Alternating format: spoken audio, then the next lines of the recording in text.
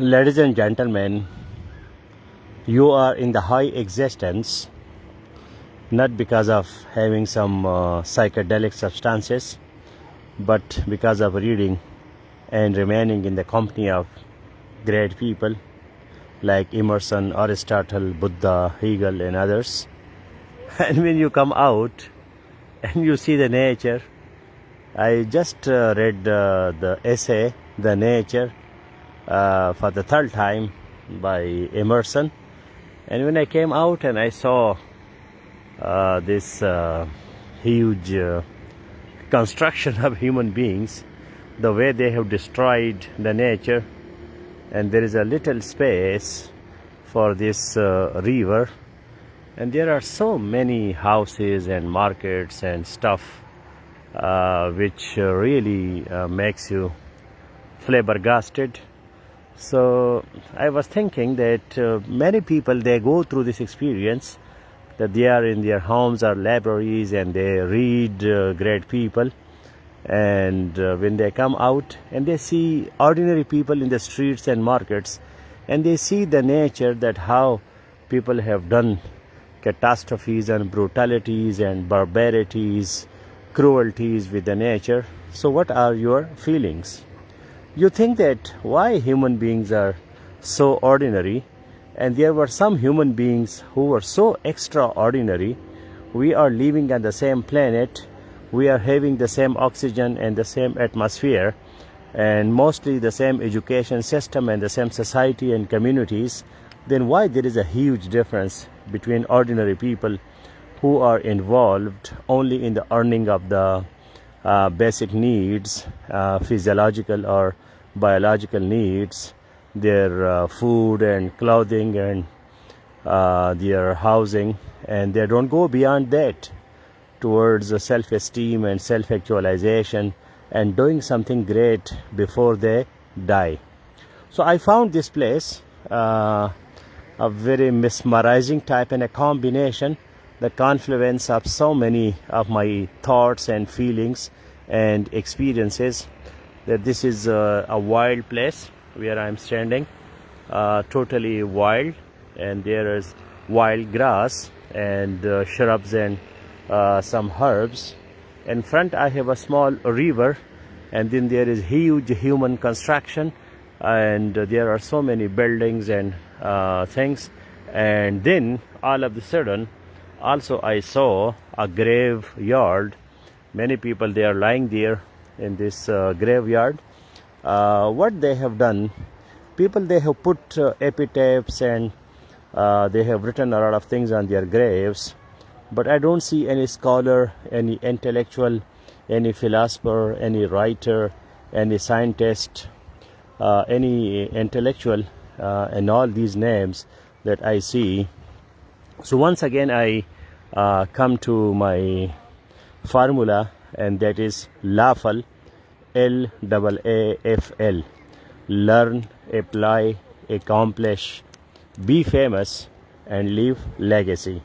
So I don't know these people individually, but I'm not sure about their legacy, that they might have lived here 70 years, 80 years, 60 years. So what is their contribution? What is their productivity? Did they live just for the sake of their families and some limited desires and needs, or they did something great for society, for their communities, for their states, for the world at large, for the universe, for this planet Earth, for the multiverses, so many universes which are possibly there. So what are their contribution, and what will be my contribution as a role model, or as a leader, or as a hero, or as a person who is worried about such themes, the legacy before we die? There are some misconceptions that these people are already dead. The people we see here in the graveyard, they are already dead. So whether they have done something great or they have not done something great, it doesn't matter. It is meaningless, because they are dead. They are no more. They have reached to their end. So why we should try to learn, apply, accomplish, be famous, and leave legacy? The actuality is that when people, they do great things, so they make their own lives also successful and happy, and their every moment that is productive and that is full of happiness, that is full of accomplishment. That's why it's not the legacy for others, but while creating the legacy and creating the fame, they also make themselves happy, and then they don't have physical, mental, emotional, spiritual diseases, and their life that goes towards the fulfillment. No doubt other people, they will take benefit of their works, but they themselves were also quite busy in meaningful, positive things, and that's why they might have lived in a proper way. Now, when you read great books and you are in the company of great minds, and you come out and you see ordinary people with their limited desires, so there is a strange feeling that why these people are robotic, why these people are so mechanistic, why these people are so shallow, why these people are so hollow. They don't have great desires, they don't have dreams, they don't have ideals, they don't have imagination, they don't have time for reading books, they don't have lofty or some big goals and vision and mission, and their life is so ordinary. But when you read books and you have this feeling, so please, this is your duty to give dreams to people, to give vision to people, to educate them, to bring proper change in their behavior, to help them, to assess them, to tell them that look, life can be more beautiful, life can be more useful, because whatever is useful, that is beautiful.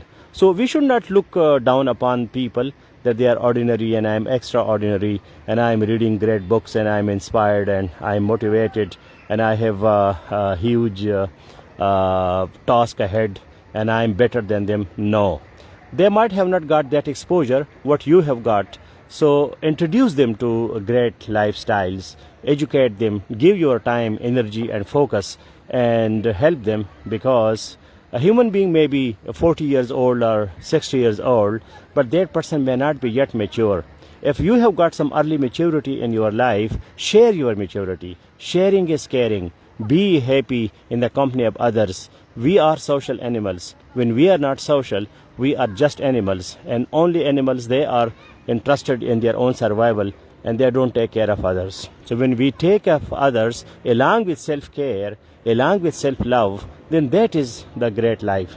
So before you go to this graveyard and your bodies are no more, let us once again repeat, everybody who's listening to me, please make a comment and write LAAFL, LAAFL, learn, apply, accomplish, be famous, leave legacy.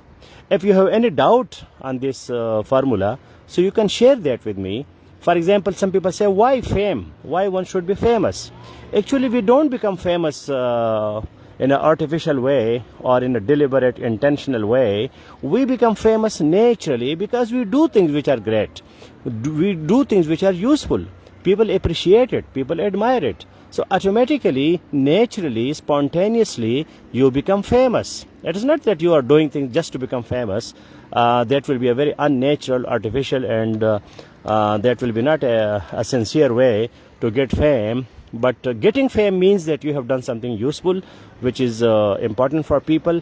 They admire it, they appreciate it, and that's why you are famous. So fame is a benchmark, that is a measurement, that is a standard, or that is a quality control of your life. Whether you are famous in your village, in your town, in your city, in your world, in your country, if you are famous, so you are famous because of some reasons. So those reasons are important, not the fame itself is important. And when you are famous, so then you do great things and then you leave great legacy. There is a difference between popularity and fame. People like Aristotle, 2,500 years back, they were living and now they are no more. But still people, we know them. We know Einstein, we know Newton, we know Plato, we know Socrates, we know Buddha. Why we know them today? Because they are alive and they have left legacy. So that is important, that their fame is a positive thing. Popularity is not that much positive. People may be popular while they are alive, but once they die, they don't leave something permanent or everlasting, and that's why they don't have fame. They might have got popularity if there are some politicians or demagogues, or there are some public speakers, or they are playing with the sentiments and feelings of people, and they are using some logical fallacies, and they are becoming famous. So that is their achievement, but that achievement is not everlasting. That fame or popularity doesn't have permanent value. Whenever I talk about fame, so that is of permanent value. All the best, and let us promise once again that before we go, we die and we go to graveyard or any other funeral happens, we should do something great. And while doing great things, this will make your own life great. You will be not facing depression, you will be not facing psychological problems, you will be not having personality disorders, because you will be all the time productive, you will be busy in useful stuff, and this activity, this dynamism will make you healthy physically, mentally, emotionally and spiritually.